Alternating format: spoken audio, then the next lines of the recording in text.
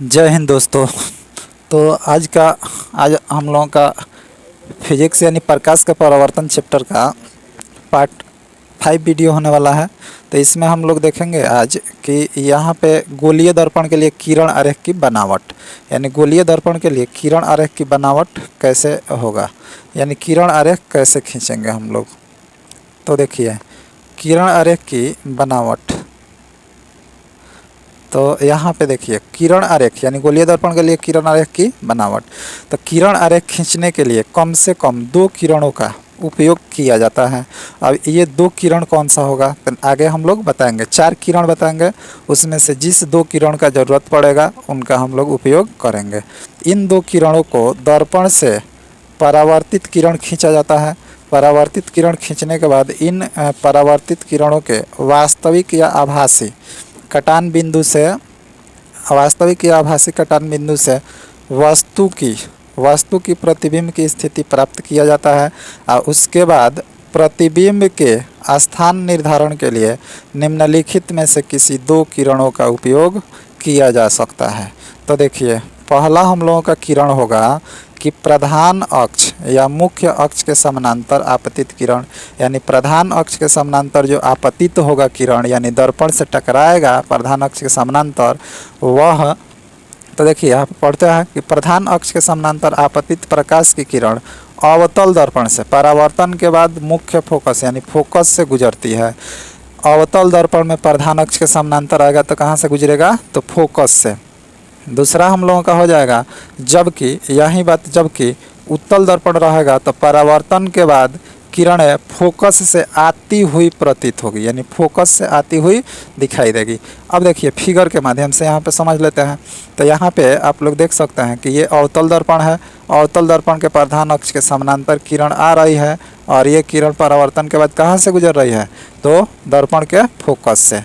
दूसरा यहाँ पे आप लोग देख सकते हैं उत्तल दर्पण में प्रधान अक्ष के समानांतर किरण आई है और परावर्तन के बाद दर्पण के मुख्य फोकस से यानी फोकस से आती हुई प्रतीत हो रही है। यहाँ पे आप लोग देख सकते हैं। दूसरा देखिए दूसरा किरण हो जाएगा इसके उल्टा होगा। तो यहाँ पे आप लोग देख सकते हैं कि फोकस की दिशा में यानी फोकस की दिशा में आपतित किरण। तो जब कोई किरण दर्पण के फोकस, अब दर्पण वो कोई भी हो सकता है उत्तल या अवतल, तो फोकस की दिशा में आपतित होती है तो वह परावर्तन के बाद दर्पण के मुख्य अक्ष के समानांतर निकलती है।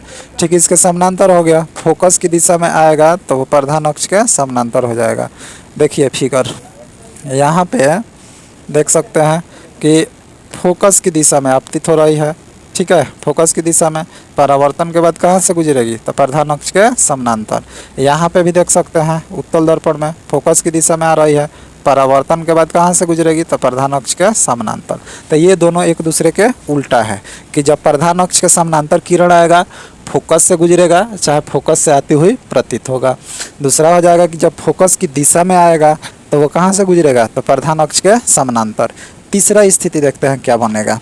तो तीसरा स्थिति हम लोगों का बन रहा है कि वक्रता केंद्र की दिशा में, वक्रता केंद्र की दिशा में जब आपतित होगा किरण तो वो कहाँ से कैसे गुजरेगा, तो जो किरण दर्पण के वक्रता केंद्र यानी सी की दिशा में दर्पण पर पड़ती है, तो यहाँ पे देखिए यहाँ पे कुछ छूट गया है, यहाँ पे एक लाइन छूट गया है, आप लोग लिख लीजिएगा।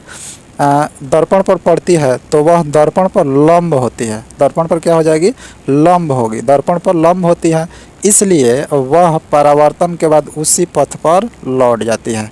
देखिए एक बात हम लोग जानते हैं कि दर्पण पर जब कोई प्रकाश की किरण लंबवत पड़ती है तो वह क्या होता है, उसी दिशा में जिस पथ पे आएगी उसी पथ पे वापस लौट जाती है। अब इसको फिगर के माध्यम से समझ लेते हैं। यहाँ पे देखिए सी की दिशा में आ रही है तो सी पर ही जाएगा, क्योंकि ये दर्पण पर क्या होता है, तो लंबवत पड़ता है, तो सी पे आएगा तो सी पे सीधा लौट जाएगा। अवतल दर्पण था ये, यहाँ पे देखिए उत्तल दर्पण में सी की दिशा में आ रहा है, फिर उसी पथ पे क्या हो जाएगा, लौट जाएगा यहाँ पे। ठीक है, अब देखिए चौथा जो होगा वो हम लोगों का होगा ध्रुव की दिशा में आपतित किरण। तो यहाँ पे देखिए यदि कोई किरण गोलीय दर्पण के ध्रुव यानी पी पर प्रधान अक्ष के साथ जिस आपतन कोण पर आपतित होती है, परावर्तन के बाद परावर्तन के बाद प्रधान अक्ष के साथ उतने ही परावर्तन कोण पर परावर्तित भी हो जाते हैं। यानी जितना डिग्री के कोण पे दर्पण से आकर टकराएगा, ठीक है, प्रकाश की किरण, उतनी ही डिग्री पर पुनः वापस लौट जाएगा। अब देखिए इसको फिगर के द्वारा समझते हैं। यहाँ पे देख सकते हैं कि देखिए यहाँ पे आ रहा है दर्पण के ध्रुव पर जितना डिग्री के कोण पे, यहाँ पे आई कोण बना रहा है, ये वाला कोण आई है, उतना ही डिग्री के कोण पे पुनः वापस लौट जाएगा, यानी परावर्तित हो जाएगा आर के कोण पे। यानी मान लीजिए कि आपतन कोण है हम लोगों का कितना डिग्री, तो 60 डिग्री, 60 डिग्री, तो परावर्तन कोण 60 डिग्री, तो परावर्तन कोण भी कितना का हो जाएगा, तो 60 डिग्री का ही होगा। अब देखिए उत्तल दर्पण में भी सेम, यहाँ पे प्रधान अक्ष पे आ रहा है, फिर परावर्तन के बाद प्रधान अक्ष पे उतना ही, जितना डिग्री का कोण पे आएगा ना, ये वाला जितना डिग्री का कोण होगा उतना ही डिग्री का कोण होगा परावर्तन कोण, ठीक है। अब देखिए ये टोटल हम लोग 4 गो किरण देख लिए लो, ठीक है। पहला किरण हम लोगों का था कि प्रधान अक्ष के समानांतर, तो प्रधान अक्ष के समानांतर जो किरण आएगी तो वो कहाँ से लौटेगी, फोकस से। दूसरा किरण था कि फोकस की दिशा में आएगा तो प्रधान अक्ष के समानांतर था। तीसरा किरण था वक्रता केंद्र, यानी वक्रता केंद्र की दिशा में आएगा, यानी सी से होकर के जाएगा, उसी पथ पे लौट जाएगा। चौथा हम लोगों का था ध्रुव की दिशा में आपतित किरण, तो ध्रुव की दिशा में जो किरण जितना डिग्री के कोण पे आएगा, यहाँ पे आप लोग देख सकते हैं जितना डिग्री के कोण पे आएगा, यानी आपतन कोण जितना डिग्री उतना ही कोण परावर्तन कोण हो जाएगा, उतना ही डिग्री का क्या होगा, परावर्तन कोण। अब देखिए तो अब हम लोग अवतल दर्पण के सामने विभिन्न दूरियों पर रखे गए वस्तु के प्रतिबिंब कैसे बनते हैं, यहाँ पे एक दिया हुआ है, एक बता दे रहा है, उसके बाद छोड़ दिया जाएगा। तो देखिए जब वस्तु जो होगा, जब वस्तु अनंत दूरी पर होगा, ठीक है, अनंत दूरी पर।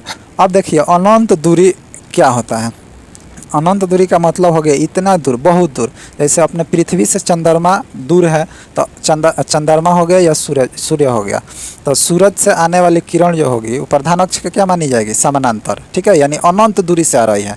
तो अनंत दूरी से आने वाली किरणें जो होती है वो हमेशा प्रधान अक्ष के समानांतर होती है, ये बात याद रखिएगा। तो देखिए यहाँ पे लिखा गया है कि जब वस्तु अनंत दूरी पर हो तो उसका प्रतिबिंब फोकस पर बनता है।